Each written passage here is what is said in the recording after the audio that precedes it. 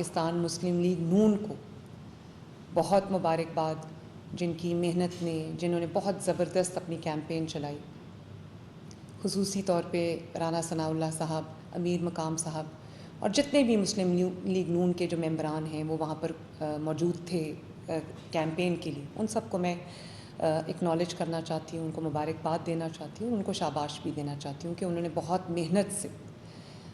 پورا مہینہ جو ہے وہ ایک بہت نہایت شاندار اور کامیاب کیمپین چلائی، جس کے نتیجے میں الحمدللہ کل ہمیں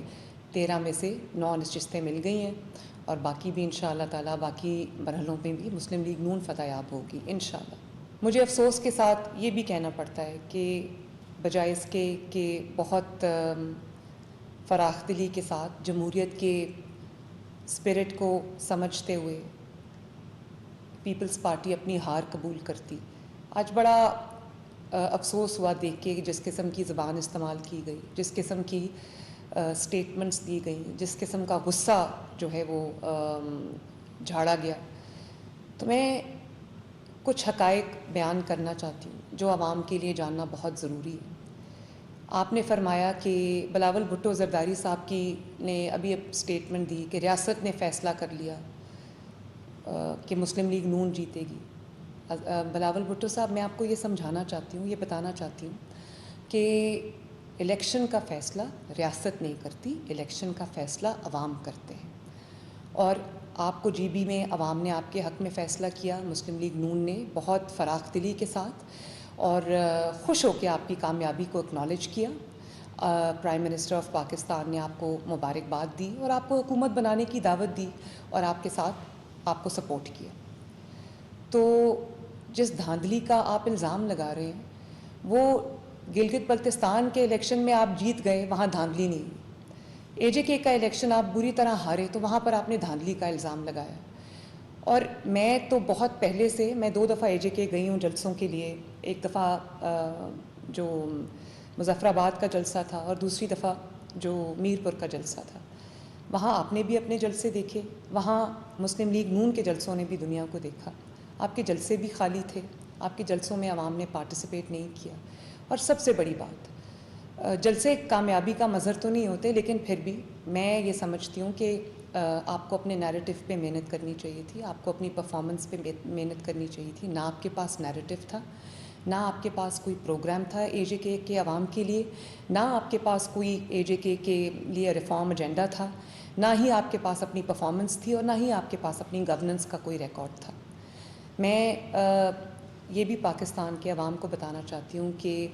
صوبہ سندھ ایک واحد صوبہ ہے جہاں تقریباً 17 سال سے مسلسل ایک جماعت کی حکومت ہے، پیپلز پارٹی کی حکومت ہے، اور جتنی کنٹینیوٹی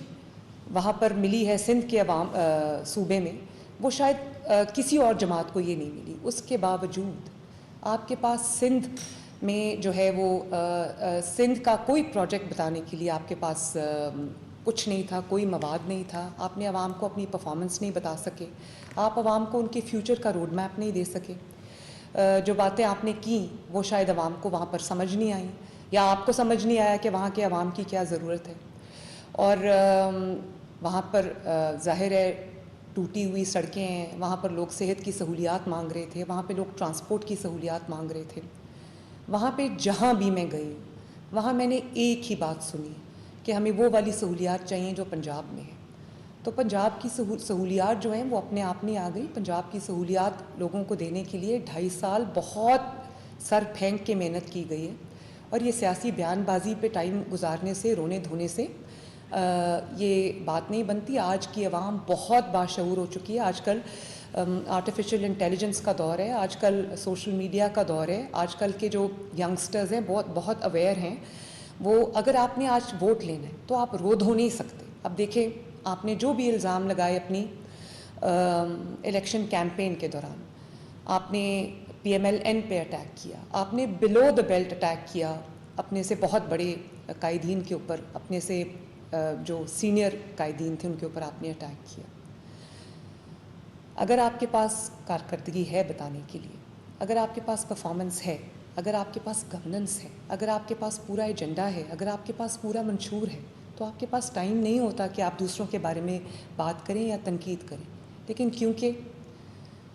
آپ کے پاس سندھ کے بارے میں 17 سال کی مسلسل حکومت کے باوجود آپ کے پاس بتانے کے لیے کچھ نہیں تھا، تو ووٹرز کو سمجھ آ گئی تھی. ووٹرز نے جو فیصلہ کیا ہے، مسلم لیگ نون کو جو ووٹ دیا ہے،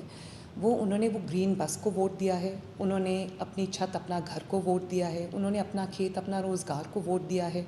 انہوں نے کسان کارڈ کو دیا ہے، انہوں نے اپنی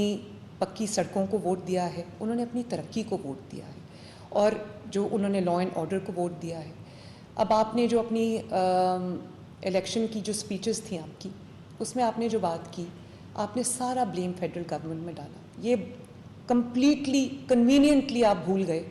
کہ پچھلے 1 سال سے وہاں پر پیپلز پارٹی کی حکومت ہے، اور پیپلز پارٹی ہی کے دور میں وہاں کے حالات خراب ہوئے. اور اس وقت تو آپ بڑے آرام سے فیڈرل گورنمنٹ پہ الزامات لگا رہے تھے، مسلم لیگ نون کے اوپر الزامات لگا رہے تھے جو حکومت میں نہیں. وہاں سے آپ کے حالات آپ سے خود کنٹرول نہیں ہوئے، کارکردگی آپ کے پاس ہے نہیں، اور اب آپ دھاندلی کا رونا رو رہے ہیں. تو بڑے افسوس کی یہ بات ہے. دھاندلی، اگر آپ ویڈیوز دیکھیں جن کے اندر دھاندلی کے ثبوت ہیں، وہ تمام پیپلز پارٹی کے جو کینڈیڈیٹس ہیں ان کی ویڈیوز ہر منظر عام پہ آئی ہیں، جس میں بیگز جو ہے ان کے اوپر وہ ووٹ سٹیمپ کر کے بیگز میں ڈالے جا رہے ہیں، اور وہ ویڈیوز سوشل میڈیا پہ وائرل ہو چکی. ایک کوئی ایسی پی ایم ایل این کی کوئی ثبوت نہیں ہے ان کے پاس جس میں اس میں کہا ہو کہ کوئی دھاندلی ہوئی. تو عوام کے ووٹ کو، عوام کے فیصلے کو کھلے دل کے ساتھ تسلیم کریں، جمہوریت کی اسپرٹ کے ساتھ تسلیم کریں.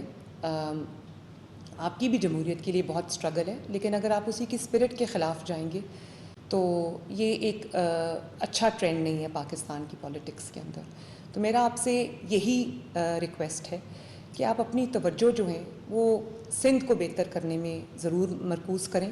آپ سندھ کی سڑکوں کو بہتر کریں. سندھ سے جو بھی پنجاب آتا ہے، کراچی سے جو پنجاب آتا ہے، چاہے وہ بزنس کمیونٹی ہو یا وہ انٹرٹینمنٹ انڈسٹری کے حضرات ہوں، سب ایک ہی بات کرتے ہیں کہ ہمیں بھی پنجاب جیسا سندھ چاہیے، ہمیں بھی لاہور جیسا کراچی چاہیے. اور میں یہ سمجھتی ہوں کہ